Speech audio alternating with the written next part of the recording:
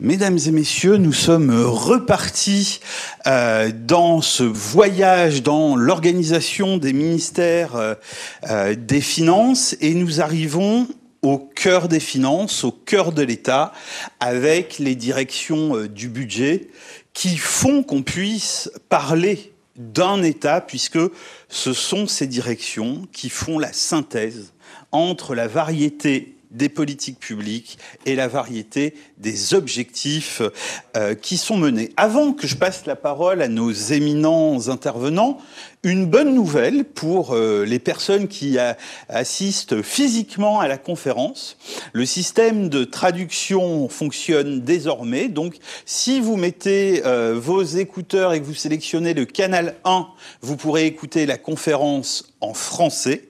Si vous allez sur le canal 2, if you switched on canal 2, you will listen to the conference in English. So, tout devrait fonctionner à merveille désormais.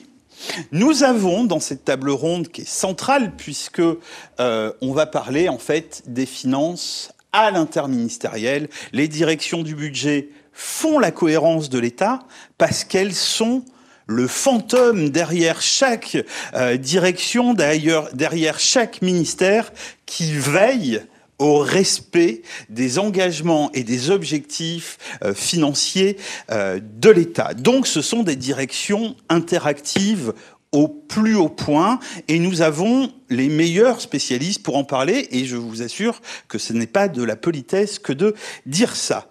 Va bientôt nous rejoindre le professeur Moynihan qui va se connecter, qui interviendra à partir des États-Unis.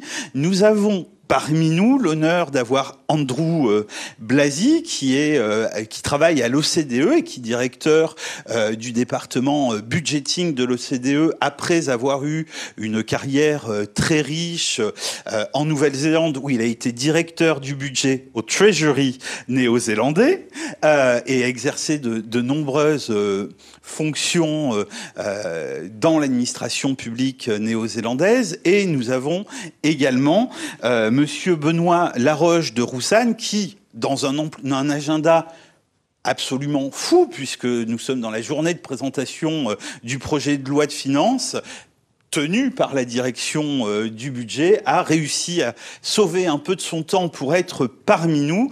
Il est responsable, il est sous-directeur en charge de la masse salariale et de la gestion publique à la direction du budget. Il a une carrière très riche au ministère des Finances, mais également dans le secteur privé, et il pourra aborder tous ces sujets avec nous. Je vous rappelle que donc, vous allez pouvoir poser vos questions pour ceux qui sont dans la salle, mais aussi vous avez un chat qui est accessible pour les personnes qui assistent à la conférence sur Zoom. Andrew, vous me confirmez que la traduction fonctionne ? That's wonderful. Then I'm glad. OK.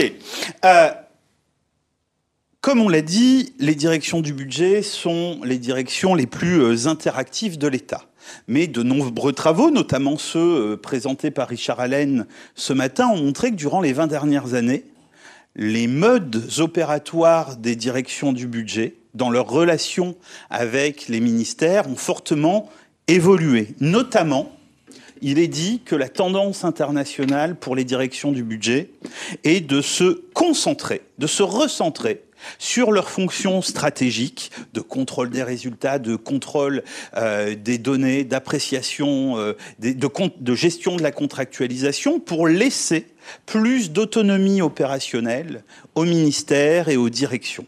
Est-ce que ce constat, Andrew, vous qui avez un observatoire international des directions et des processus budgétaires, vous semble toujours d'actualité? Is this trend toward some budget units centered on their strategic mission, giving more autonomy in the operational budgeting process to the department and ministries, is still accurate, looking at what you see at OECD, at the budget unit of the OECD? Thank you. Great question, and I think the simple answer is to say yes, it is, and very much because It's the nature of budgeting and the nature of the function in a Ministry of Finance. Reform is a constant rather than a periodic activity. And that's partly because every year the budget changes a little bit, and so does the nature of government.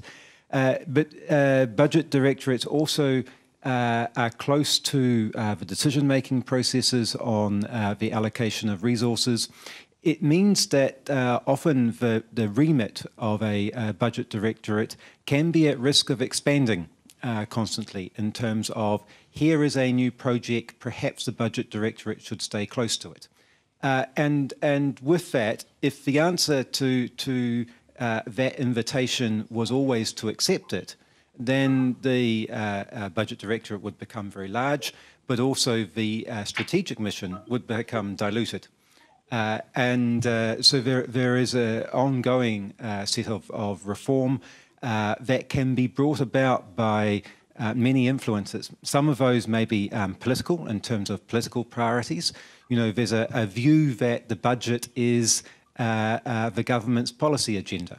And that is because what is being funded is the priorities of the government, in that progressing a policy requires resources to advance it. So therefore, it is a budget is a reflection of those. So there are political priorities that drive those reforms. There's also budget governance reforms, where the nature of government is changing, and they can be both policy in nature and also structural. And you know, an example of some of the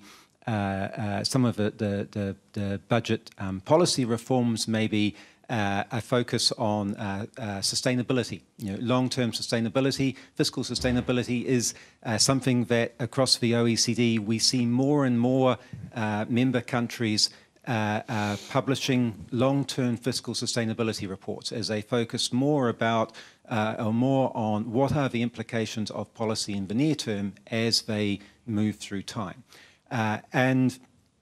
Or equally, a very strong focus on fiscal risk management. Not surprisingly, after COVID-19, you know, a very strong emphasis on fiscal risk management, in the same way that there is also a focus on performance and the way in which performance has impacts across departments. Each of these three areas, sustainability, risk management, performance, are not functions or activities defined and limited to the budget directorate, but apply across the public sector. And so, therefore, these are governance reforms that impact across multiple departments. One thing I find interesting with some of these topics, though, in terms of the constant reform, is that some of them started a long time ago. You know, when we talk about performance budgeting, you see that was first introduced in the 1960s, 1970s. And so, therefore, you know, what was performance budgeting back then is not performance budgeting as we might know it now. There are reforms on reforms, or maybe it's more politely to say refinements of reforms, where what was put in place can then be questioned. Is it working? Is it providing the information that we need for decisions? And sometimes the answer is no, and then there is some refinement or reform to what has been started.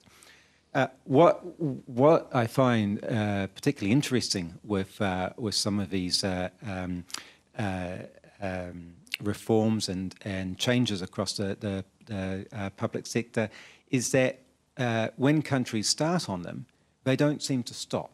So, you know, I can't think of across the 38 members in the OECD, you know, the two most recent ones, Costa Rica and Colombia, in the last 12 months.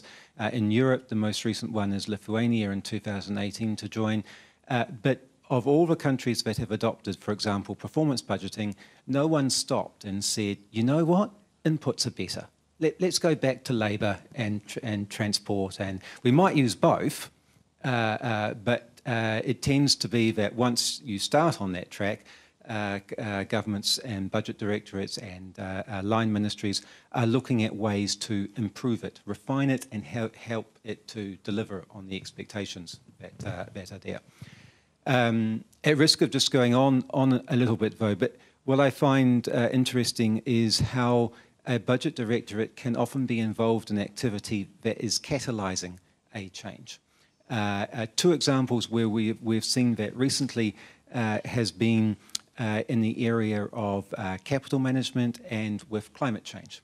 On capital management, there's been a strong push across Europe and across other regions on infrastructure development, and you see that after budget directorates focus on infrastructure and capital, new entities are formed, specialised entities such as what are called infrastructure bodies, where there is a dedicated organisation that's looking at public investment and increasing the quality of information that's available to help make budget decisions. In the same way that climate, some budget directorates have engaged on tagging expenditures, like France has, and a number of jurisdictions have then created entities such as green banks, green investment banks, or green infrastructure banks, where that activity is moved out and becomes more specialised, but is still connected to the budget because it's going to require resources and appropriations through Parliament and be connected with the process, and the list goes on. So the point about change is it is constant and it's kind of unrelenting, which becomes very much the environment that budget directors become ingrained in or become inherently known as part of a job they do. Okay, thank you very much. Benoît, la direction du budget a, ces dernières années, justement, toujours dans cette logique d'évolution de ses relations avec les ministères et les différentes agences et directions, développé de nouveaux instruments comme la contractualisation pluriannuelle qui participent de cette transformation des relations au quotidien, et justement, de moins en moins quotidienne entre la direction et ses interlocuteurs. Je crois qu'on a aussi parlé du développement de l'autocontrôle interne, etc. Est-ce que vous pouvez nous retracer un petit peu ces évolutions et dans quelle mesure elles participent d'un redéploiement de la direction du budget en France sur de l'accompagnement à de la vision stratégique, à l'inflexion des budgets vers les budgets verts, les budgets à base de genre et une orientation long terme et performance? Merci. Ce programme. Effectivement, merci beaucoup.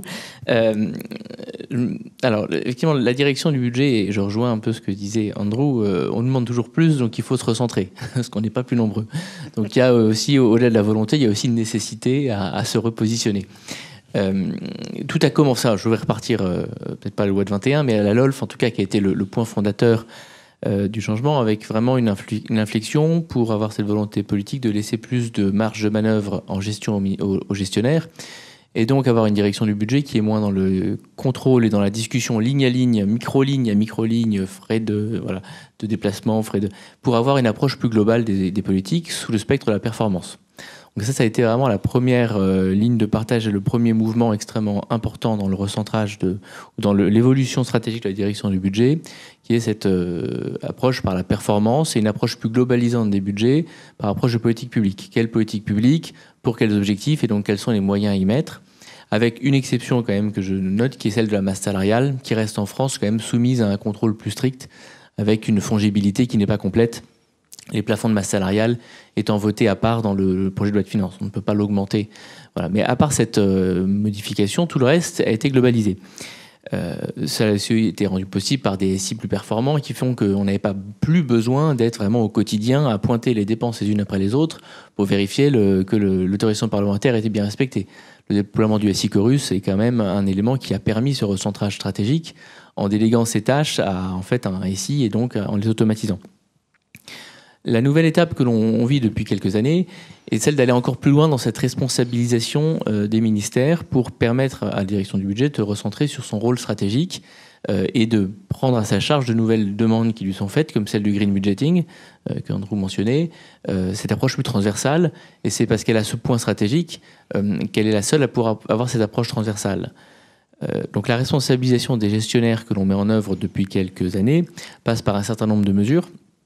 Vous mentionniez la contractualisation, c'est une des mesures que l'on peut, mais plus globalement, elle passe par le renforcement dans les ministères de la fonction financière. La fonction financière, elle est au budget, mais elle est aussi dans chacun des ministères. Et on voit que pour avoir une fonction financière de l'État intégrée qui fonctionne, il faut que les deux branches, si je puis dire, fonctionnent bien et fonctionnent en coordination, chacune avec ses objectifs propres. Il ne s'agit pas de dire que le DAF d'un ministère fait partie de l'ADB, non, il a ses objectifs propres, il répond à son ministre, il a son agence propre, mais on partage tous une communauté d'intérêts, de valeurs aussi, et une communauté aussi de techniques professionnelles qui nous permettent de travailler ensemble, et donc de repenser la répartition des charges entre ces différents acteurs, avec notamment la spécificité française d'avoir des contrôleurs budgétaires dans les ministères, qui sont des agents de la direction du budget qui sont dans les ministères. Voilà, on voit que ces agents-là aussi ont leur rôle qui évolue pour sortir d'un contrôle a priori des actes pour être beaucoup plus dans une approche de conseil et d'expertise au bénéfice des ministères. Donc c'est vraiment tout un système qui est en train d'être repensé pour permettre aux ministères d'avoir les moyens de leur responsabilisation, donc les aider à se renforcer dans leur fonction financière et ainsi permettre à la direction du budget de continuer à se renforcer et à se repositionner sur ces enjeux les plus stratégiques. Merci beaucoup. Je vois sur l'écran retour de Zoom que le professeur Moynihan est connecté. Professeur Moynihan, do you hear us? Yes, I do. Wonderful. Sorry for being late. No problem. Nous sommes très heureux d'accueillir avec les autres intervenants, le professeur Moynihan, qui est un professeur à l'université Wisconsin-Madison aux États-Unis, qui est un des grands spécialistes de performance budgeting dans le monde, qui a écrit un ouvrage comparatif il y a quelques années pour le Fonds monétaire international sur les nouvelles générations de systèmes de budgétisation par la performance et qui réfléchit, c'est un penseur de l'administration publique au sens large, et qui a plus récemment travaillé sur le lien entre budgétisation à la performance et sciences comportementales. Comment, par-delà, on sait produire des données, mais comment sélectionner des données pour qu'elles fassent sens, qu'elles produisent un récit qui amène les lecteurs de ces données à changer leur comportement et atteindre les objectifs de performance. Désolé de cette longue introduction, mais professeur Moynihan, Benoît et Andrew nous parlaient des évolutions récentes des directions du budget qui vont dans une orientation plus stratégique, avec de la recherche d'un développement durable, des objectifs de performance, avec un renforcement des interactions et une professionnalisation des directions financières dans les ministères. Et Andrew disait, mais ça fait 40 ans qu'on fait de la budgétisation à la performance, mais on n'arrête pas de la raffiner. Vu que vous êtes un observateur attentif des tendances récentes, est-ce que vous pourriez nous dire quels sont les raffinements, les évolutions très récentes des systèmes budgétaires que vous pouvez observer dans vos analyses comparatives? So my understanding here is the question relates to changes in the strategic goals and framings of the budget offices. And so I will talk briefly about the U.S. Office of Management and Budget, which is really the heartbeat of the U.S. Budget system. One thing that I think is important to note is that they are very responsive to whoever is the president of the day. And we saw this in quite dramatic terms over the last year, where we saw really significant changes between one president and the other. And I'll give two examples of that, but I'll start just with one about performance and the way in which we think about performance in the U.S. system. And so since the early 1990s, the U.S. government has built up this system of measuring performance, which they require agencies to update performance plans, report back to the Office of Management and Budget every year. They evaluate those performance measures, and in turn, they give feedback to agencies. And it takes a lot of time and it takes a lot of effort, but over the course of 20 to 25 years, it actually does seem to work reasonably well. And it's worked well for two reasons. One is that it's stable, so agencies have gotten better at doing this over time, and there hasn't been change much from one administration to another. And the second reason is that over time, agencies have gotten better, partly because the OMB has given them better guidance about how to do this well. So when we started in the 1990s, the guidance was basically just measure performance, whereas in the more recent years, it's been more about how do you make sure people use performance data to make decisions. So techniques like having quarterly meetings have been quite important in getting agencies to use performance data.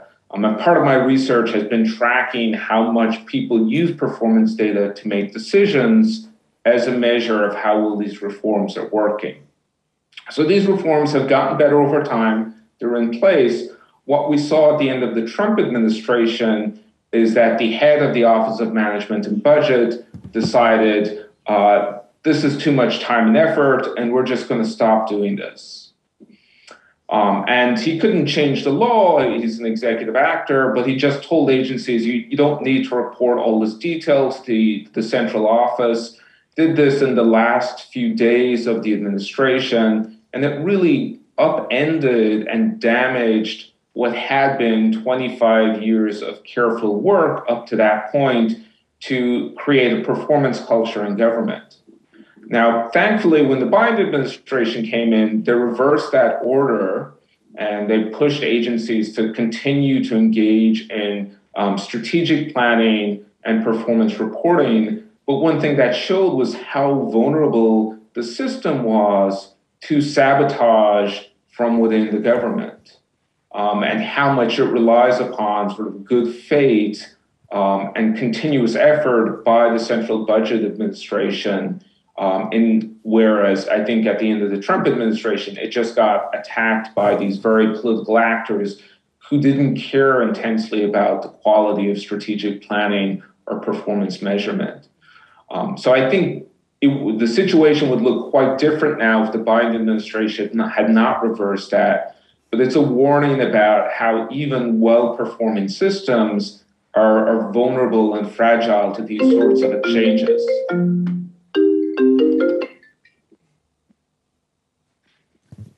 Okay. Do you want to react on the fragility of budget systems and performance budgeting to political volatility? Thank you. Yeah, I very much share Donald's view that firstly, the impact of improved guidance over time, not only in terms of how that's evident in the United States, but also a number of other countries. If I refer to Tom Scholar from the previous session, there's been a number of updates to the Green Book in terms of UK guidance reflecting expectations of government increasing and improving the clarity of expectations over time.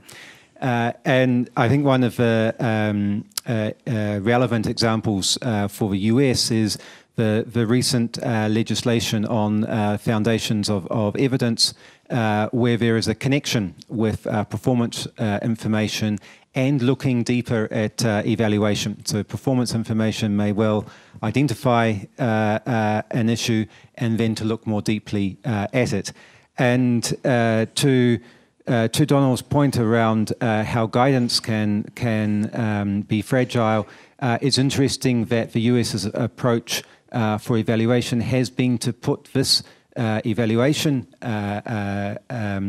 initiative into legislation so that it is bipartisan and in some ways creating its own defence mechanism to help protect against that kind of vulnerability that Donald's referred to.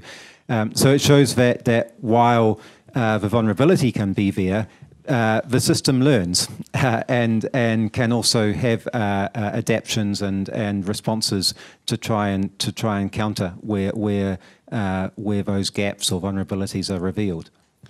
J'ai une question pour vous trois avant de passer la parole à la salle et à l'audience en ligne s'il y a des questions. Le rapport Arthuis, qui a été rendu au mois de février en France sur la gestion de la dette Covid, propose parmi ces suggestions de créer une institution budgétaire indépendante dans la lignée de la floraison d'institutions budgétaires indépendantes qu'on a vu apparaître dans de nombreux pays de l'OCDE depuis environ 2010. Est-ce que, justement, eu égard à la discussion que nous venons d'avoir sur la vulnérabilité, ces institutions budgétaires indépendantes sont des alliés des directions du budget et est-ce qu'elles fournissent une réelle protection, un réel soutien aux directions du budget pour avoir des acteurs indépendants en dehors du système administratif pour fixer des orientations, dire à quel point il est important de les tenir et faire pression sur les décideurs publics. Est-ce que vous pensez que ça change la donne ou pas ? Je pense que d'abord, la floraison de ces institutions et les conclusions du rapport Arthuis montrent déjà, de mon point de vue, qu'il y a en creux que peut-être que les directions du budget ont oublié un de leurs rôles, qui était quand même aussi un rôle de communication et d'information du public ou d'information du débat public sur les grandeurs, enjeux et sur ce qu'est le budget. Et c'est vrai que la direction du budget, en tout cas en France, a une tradition plutôt secrète, plutôt cachée, vivons heureux, vivons cachés, et communique peu. Et c'est sans doute quelque chose qu'on devrait revoir, puisque c'est cette communication, je pense que ce qui est appelé de leur vœu, c'est aussi pouvoir éclairer le débat. Et les directions du budget peuvent le faire, en tout cas dans une certaine mesure. Après, effectivement, l'avantage d'un office indépendant est que sa parole portera plus et sa parole sera moins remise en cause. Il y aura moins de risques, effectivement, qu'elle soit vue comme partisane, notamment dans des phases préélectorales, enfin on voit bien les risques qu'il peut y avoir. Donc en ça, elles peuvent être un allié du budget ou un allié des directions, un allié du débat public, mais à condition effectivement que la répartition des rôles soit clairement définie et qu'on soit bien dans l'éclairage du débat public et non pas dans sa confiscation ou qu'en tout cas le débat ne s'arrête pas aux portes de ces offices mais continue. Donc à cette remarque ou à cette limite près, je pense qu'elles peuvent être effectivement des alliés importants et en tout cas elles montrent en creux le besoin et l'attente du débat public d'avoir des données plus précises, un peu auditées et en tout cas explicables, puisque en tout cas en France on communique énormément. Le PLF qui vient d'être déposé, c'est près de 20 000 pages d'annexes. Je ne sais pas qui va les lire et en tout cas il y a peut-être un besoin d'explication et c'est ça je pense aussi que ça traduit. Merci beaucoup. Andrew, Donald, would you like to comment on this? Yeah, I would say the example in the US is we have multiple budget agencies with different branches of government. None of them are truly independent of their political source of power. And, you also have these non-governmental think tanks who offer advice and who try to maybe critique what the government is doing. I think if there is a requirement for these independent institutions, it does raise questions about the credibility of traditional governmental institutions that are more directly tied to politics. And at some level, if you start to disconnect the budget office from politics, you start to worry about how much political influence they have. So it's something of a balancing act because you would like to see the budget office taken seriously, its evaluations of performance really making a difference, its forecasts being influential. And so if you feel that it requires this independent check on it, that might be helpful in the short run in terms of trying to provide more transparency in how they do their business. But it's probably also a sign that maybe things are not going as well as they should in terms of the credibility of the core budget office. You're absolutely right in your observation that these fiscal institutions have increased in number across Europe. And with that, some variations in the kind of models that exist. But they're still very new institutions. And so, to some of Donald's points, they've not been tested yet in terms of the range of circumstances of how they might perform. One test that has just recently occurred, though, is from COVID-19, where they've proven themselves to be the friends that we never knew we had, in the sense that at the same time when governments needed to make significant increases in expenditure, far greater than any single budget, was the same time when many parliaments rose and were suspended. So the normal voice of scrutiny that would apply for public expenditure was not there. And yet the fiscal institutions performed an invaluable role in exercising scrutiny through the analysis and reporting. In the US, the Congressional Budget Office provided costings on the emergency legislation in terms of what was a perspective that might differ from that of the executive, particularly relevant at a point where that costing may be vulnerable, to Donald's point from his earlier intervention. In other countries such as Spain, the fiscal institutions identified that some of the information that would normally be in forecasts had been omitted during the and called for it to be reinstated as part of what a complete forecast would look like. And so that kind of transparency and awareness of things that can change in a time of crisis or a time when other institutions are not available has shown that there was a test where the institution provided value. At the same time, I very much identify with Donald's point that these are institutions that are to be independent because that is part of the integrity of the analysis around the views that they're giving. And yet at the same time, they're playing in an environment that is political. Because they are part of, in most cases, the legislative branch of government, and their interaction is with the Senate or parliamentary budget committees where they are working with politicians. And so clarity around mandate, clarity around do they just stay with analysis and forecasting and costing, do they go further with opinions, those are areas that are specific to each country and also the operation of the budget office in that country. That's fascinating. Thank you. Je rebascule en français pour rebondir sur un thème que vous avez abordé tous les deux à des moments différents. Sur les institutions budgétaires indépendantes, quand vous disiez, on doit mieux expliquer. On doit mieux communiquer avec les ministères et avec nos interlocuteurs. Et que vous parliez, Andrew, du rôle des directions du budget. Désolé pour l'audience étrangère, mais en France, il y a une tradition portée par les budgétaires eux-mêmes de se représenter comme des moines soldats. Des moines soldats, des monks, but also warriors, to defend their financial crusade. Et bien évidemment, dans le privé et aussi aujourd'hui dans le discours des directions du budget, on entend de manière quasiment systématique l'idée de dire le budget doit être un partenaire business, un partenaire d'objectifs de politique publique, d'intérêt général. Ce discours est là, porté par les directions du budget, il est moins porté par leurs interlocuteurs quand même. Et du coup, comment ça se matérialise ? Est-ce que ça se matérialise ?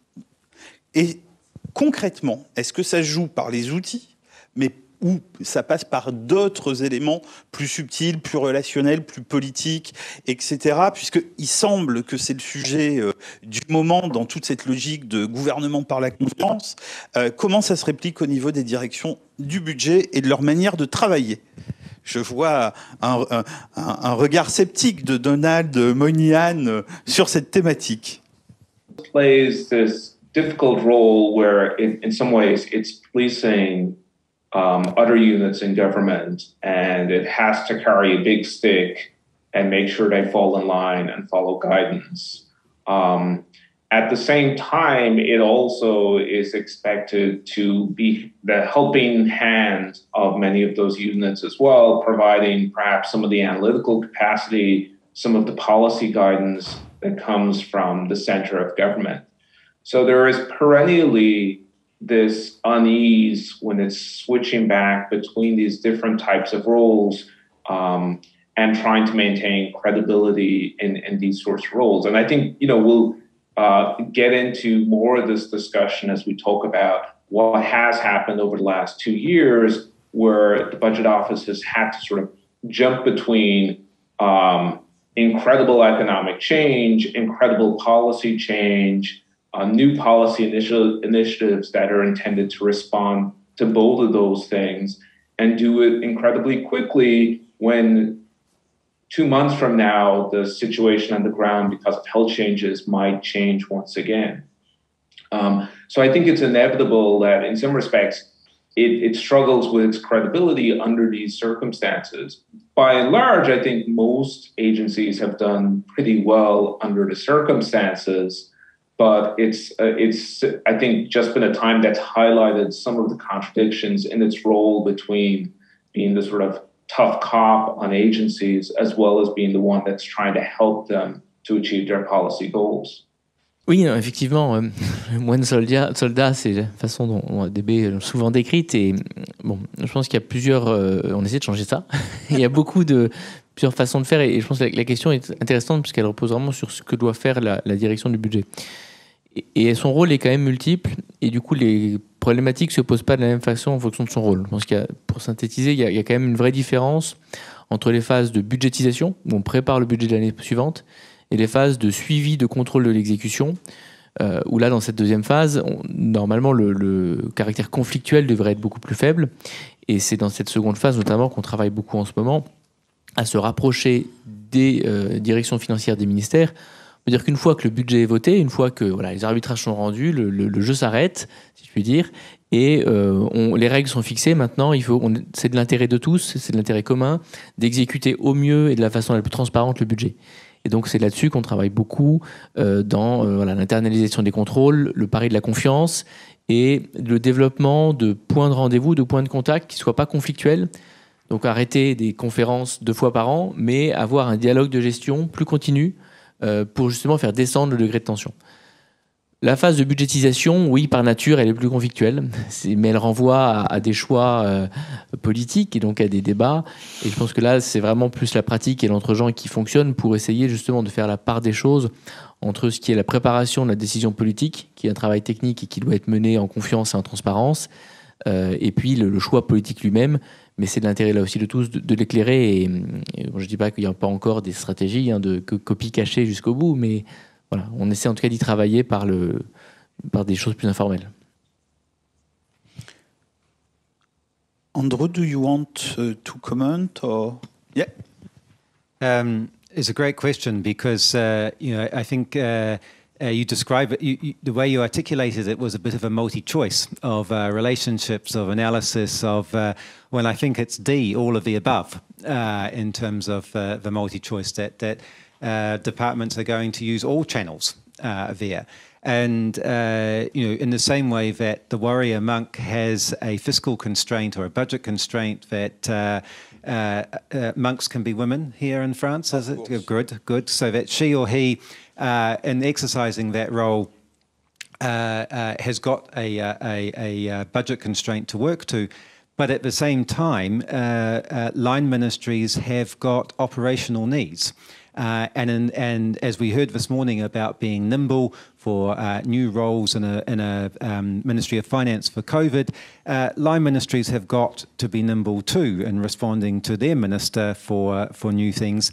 And a budget can often bring about an 18 to 24 month delay before they actually get money. And so even if something is quite urgent. And so there are demands that and pressures that are facing line ministries. And so even if the analysis is there, the following the guidance is there, the political momentum's there, there is still going to be what Richard Allen referred to as a challenge function to identify, and as we heard from the earlier panel, the culture, the management culture, and are there no other options facing a ministry and how to manage a pressure.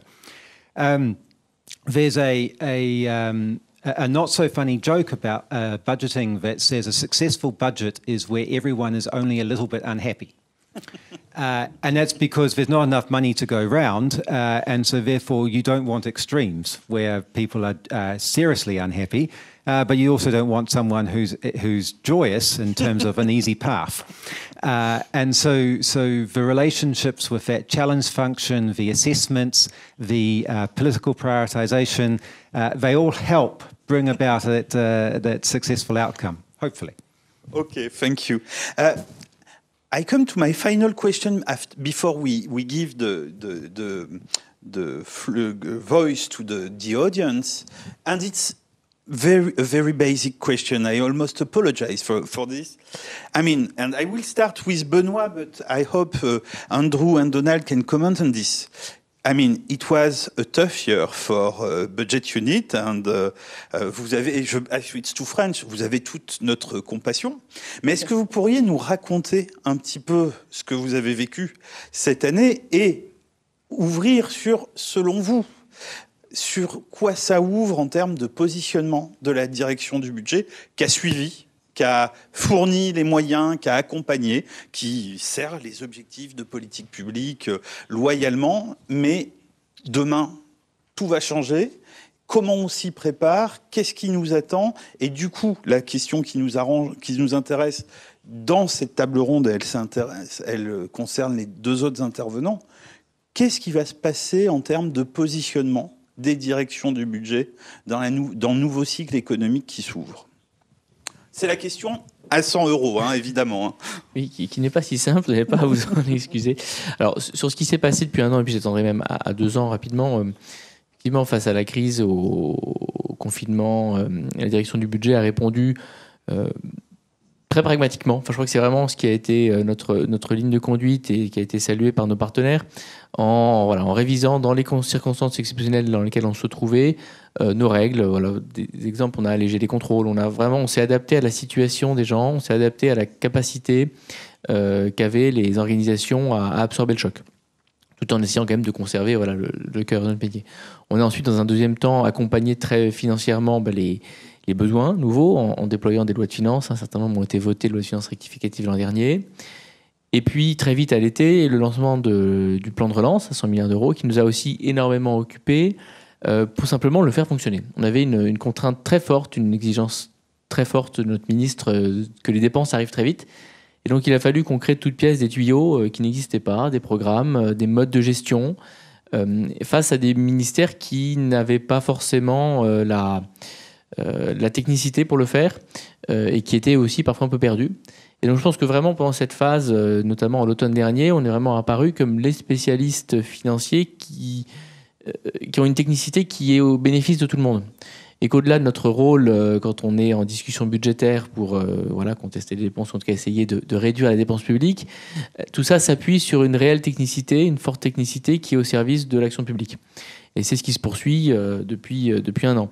Et donc, j'espère que c'est ça qui restera de cette crise dans le positionnement de la direction du budget et des directions du budget, c'est qu'on soit vu vraiment, vous parliez de business partner, je pense que c'est vraiment ça qu'il faut qu'on développe, c'est que la direction du budget est un business partner, on peut avoir des désaccords, on doit les avoir, mais que cette vision de la DB comme business partner perdure, puisqu'on en a fait, je crois, largement la preuve pendant cette crise. Thank you. I think it's a very exciting 2 to 3 years ahead for budget directorates. After crisis events tend to be the time when the most or greatest amount of reform is undertaken because frameworks have been tested. And the last significant test was, as we heard earlier in the day, around the global financial crisis, and saw how much reform took place between 2011 and 2015 following that, and really how long ago that was. in terms of how budget frameworks have matured and been in place since then. And so with tests around sustainability, around fiscal risk management, around what is performance, around green budgeting and bringing climate and other outcomes integrated into budget processes, we're seeing a complexity and a call for change in a way that wasn't there pre-COVID. And so just how countries are going to respond to that is very exciting for the next 2 to 3 years. At the same time, I think there are some challenges from that are generic to the public sector rather than specific to a budget directorate. And that is brought about by flexi-working or teleworking and what is our new workforce. And so the public management side, the public employment and management aspect of our work is the nature of how we manage our workforce, how we recruit virtually, how we inspire our people for and develop our people for promotion and career progression is relevant to a budget office and relevant outside a budget office for the public sector generally. And just quite how that is going to shape post-COVID, because there's been a huge response, as Benoît has said, for what has been achieved in the last 18 months, which actually sets the stage for, is that what the new normal is? Is that going to, is that the base upon which we build and we change our business model for it? There's just so much scope for innovation and change on the way in which we operate, in addition to how we run a budget, that both just, as I say, a very exciting 2 to 3 years. Thank you. Donald? Yeah, I think what we're hearing is the idea that crises make central offices more important. And so, in effect, we've been at war with a disease over the last couple of years. And so it's a crisis, but with this health policy element. And I think you're going to see more episodes like that in the future. So the environment was mentioned. That is also going to be on the horizon. And so it's, in some ways, it's been remarkable how well budget offices have been able to do with this novel threat, while also, in some cases, physically being dispersed in lots of different places. And they've, I think, performed quite well. They've sort of kept governments running. They've been able to inform their executives at a time when normal policy agendas just got thrown out the window. I do think there is a risk going forward that creates a temptation to maybe over-centralize and not rely on the expertise of departments and agencies. And so we'll have to move back into a period of normalization now, where we hopefully get to something that looks more like a routine policy agenda, where the budget office will leave go some of this influence, but hopefully it will have learned, prepared for the next crisis that's coming down. Thank you. À moins qu'il y ait des réactions, il est grand temps de passer la parole à la salle ou aux questions qui seraient adressées par écrit sur Zoom. Eduardo, est-ce qu'il y a des questions qui sont sur Zoom? Et le cas échéant, voilà, est-ce qu'elles peuvent apparaître? Alors, on a une question. Alors là, c'est la question best practice, la question best fit. Have you got examples of countries where the members of the parliament read the budget reports and use the budget reports in their decision making and when they vote the law? And it's of great actuality. So does someone has an idea of the best practice in this case? Worldwide, maybe Andrew, as you are an international observer of the budgetary trends. So, yeah. Here you are. Thank you. Yes, there are some some great practices out there, some emerging practices out there, and some ones that we can politely say developing in terms of where they could go further. I think it depends what we're saying is the purpose of the information. So is the best practice there for scrutiny? Is it there for helping to shape budget strategy? Is it there for accountability ex post rather than ex ante? I think there are some differences there in terms of just understanding the question. Where I think there are best practices are countries where there is a pre-budget statement, where there is a debate around what that statement means, and so therefore there is a opposition perspective from Parliament that is going into the budget strategy, budget formulation process before that budget is then brought back to Parliament for voting upon.